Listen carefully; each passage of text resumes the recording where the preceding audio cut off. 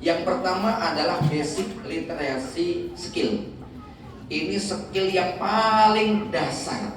Contoh membaca, menulis, berhitung, mendengar, ya, berbicara, itu adalah skill yang dasar, ya. Dan ternyata memang perlu ini para ustadz, ya. Saya dapat beberapa artikel tentang kamu tuh bukannya nggak bisa bicara, tapi kamu nggak paham strukturnya, ya, sehingga punya ide banyak, ketika mau ngomong berantakan, nggak berurutan dan membingungkan. Nah, ini urutannya. Kalau berbicara di publik, rumusnya ini. Kalau lagi curhat, rumusnya ini, ya. Kalau lagi mau diskusi, rumusnya ini. Ternyata itu bisa dipelajari, Ustaz, ya. Jadi kalau kita bingung bagaimana cara mengungkapkan dan sebagainya, rumusan-rumusan itu kalau dilatih, ya, ini adalah basic yang sangat skill yang sangat basic. Jadi sangat mendasar sekali. Level yang kedua disebut dengan technical skill.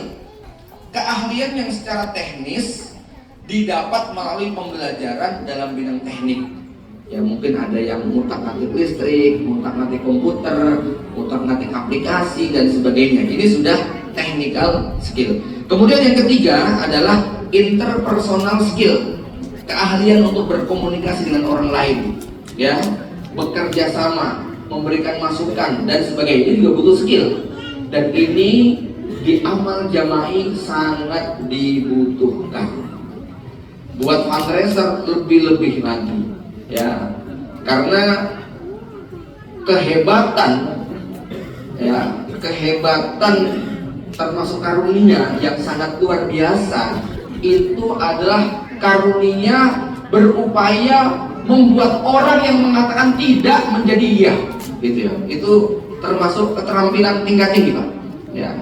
Anak muda, saya ingin sampaikan, kalau Anda punya keterampilan membuat orang yang mengatakan tidak menjadi iya, Anda menjadi pedagang, orang yang nggak mau beli jadi beli, ya. Anda sampaikan kepada calon mertua, tadinya nggak dilepas, akhirnya dilepaskan anaknya, gitu loh, ya. Anda sampaikan kepada ketua yayasan, tadinya nggak disetujui, karena Anda punya kemampuan membuat orang mengatakan tidak menjadi iya, begitu kan, ya. Anda sampaikan pada akhwat yang tadinya menolak, akhirnya menyetujui apa yang menjadi keinginan Anda. Ini keterampilan penting dan ini bisa dipelajari, ya. Kemudian yang keempat adalah problem solving, keahlian dalam memecahkan masalah dengan menggunakan logika. Nah, ini salah satu kemahiran mantan APR kita dulu, gitu ya. Beliau tentang problem solving sangat luar biasa, karena ya memang sebagai manajer, sebagai orang penting di perusahaan, sebagai orang yang selalu mikirkan, kalau kayak begini harus punya ini. Para asatidz sekalian, ya, dalam konteks kita di pondok pesantren di jihad tarbiyah ini, maka ini adalah maharoh atau skill yang harus kita miliki, ya, supaya bukan sekedar tahu saja, karena seperti kata Imam Ghazali, nggak cukup hanya sekedar tahu, nanti sampai punya yang namanya attitude, ya. Saya lupa tingkat-tingkatnya Imam Ghazali menyebutkan tentang, ya, sekedar tahu dengan sampai kemudian dia punya irodah dan kemampuan tekad untuk kemudian bisa mewujudkan apa yang dia ketahui, ya. Kemudian yang ketiga yang tidak kalah pentingnya adalah attitude, yaitu pertumbuhan perasaan, emosi, dan nilai-nilai yang mempengaruhi cara seseorang berpikir dan bertindak dalam situasi. Sikap yang baik dalam dunia kerja dapat membantu seseorang bekerja dengan lebih efektif, berkolaborasi dengan tim, serta beradaptasi dengan perubahan. Wala nuzakki ala ahad, tetapi salah satu dari kelebihan Ma'had Darus Syahadah yang secara kepemimpinan di bawah Ustaz Mustaqim, ya, tadi sudah banyak disampaikan betapa pentingnya kita kompak, betapa pentingnya kita tidak tanazuk, ya. Dan ini adalah harus didasari, dilandasi ketika setiap person memiliki attitude yang baik. Bahkan kalau di sini saya baca komposisinya cukup ekstrim para asatidz sekalian, ya, dimana komposisi untuk skill dan knowledge itu sangat kecil sekali dibandingkan dengan attitude.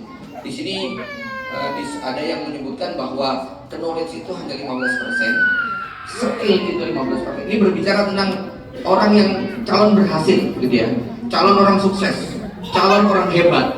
Itu knowledge-nya 15%, kemudian skill-nya 15%, tapi attitude-nya 70%. Ya. Logikanya bagaimana? Logikanya begini, ya.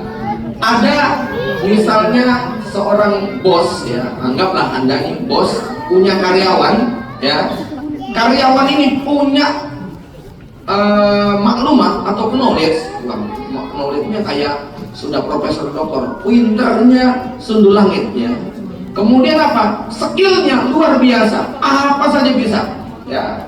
Judul tokonya Palu Gada, begitu ya. Apa lo mau?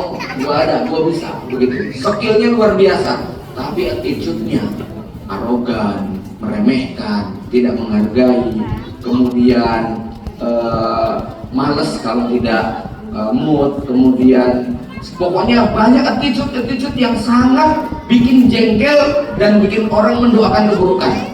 Kalau bahasa media tuh sesuai harapan netizen, kumpul-kumpul gitu ya.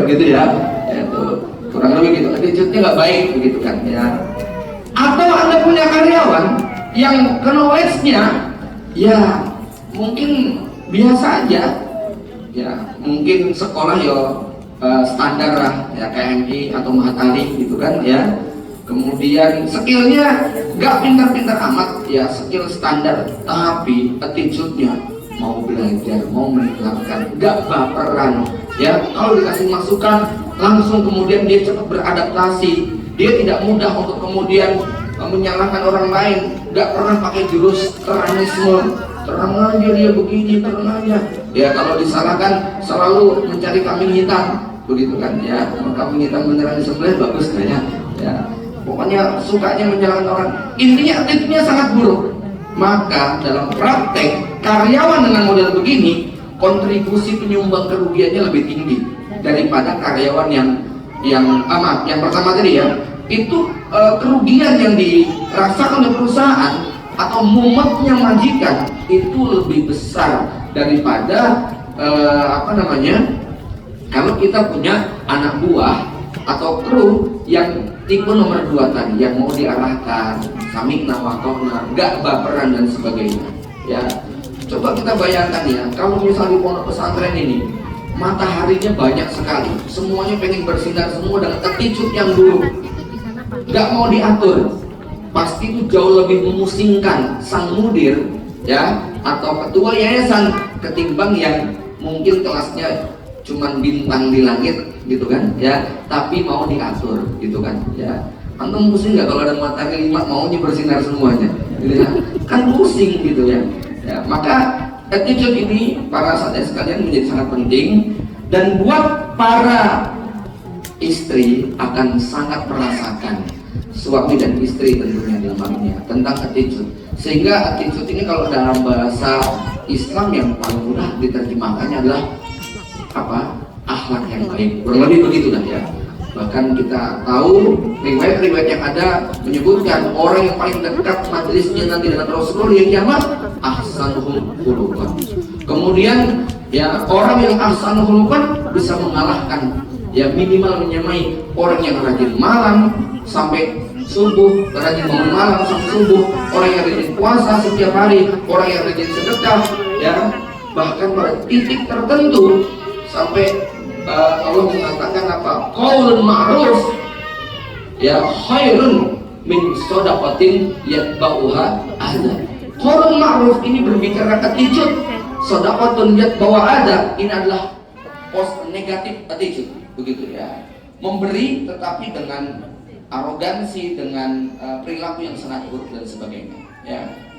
Baik, selanjutnya sahabat sekalian ya,